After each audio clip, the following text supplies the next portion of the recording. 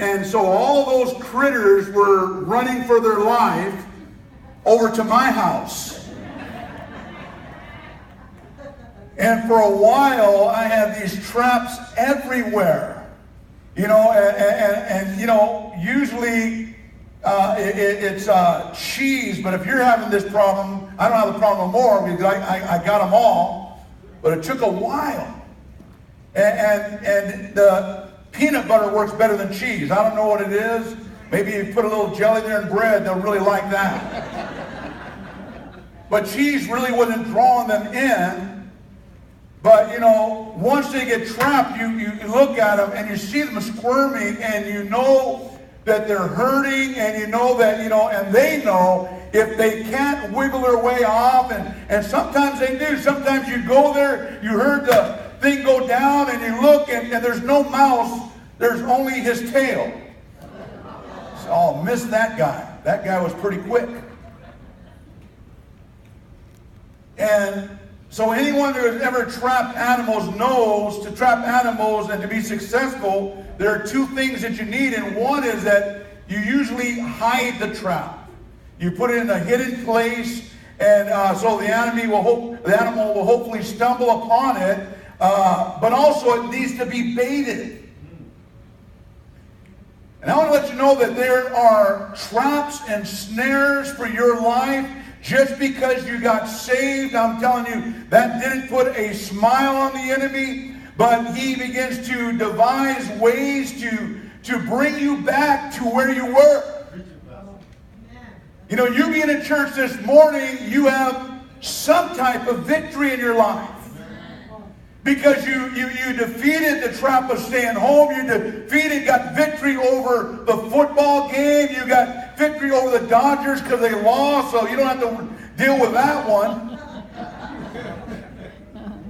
But there's all types of things that try and that are to get us locked into their jaws.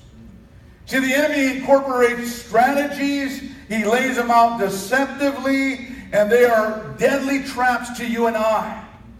And the thing is, they don't always look like the devil, because we know that he comes also as a messenger of light. And so to catch something, it has to be both hidden and baited. And Satan is not blatant as many think, but he is subtle, he's deceptive, he's shrewd in his operation, he's cunning, and he's crafty. We're not trained in the Word of God, we can find ourselves in the trap. I would just say, and I know not my sister here, but most people, and in churches, in every given crowd, there are many people that did not start out in that church. And I would just say that most people have entered into our church at times because there was a snare, there was a trap, there was an offense that took place possibly in their old church. And don't worry, I'm not telling you to go back this morning.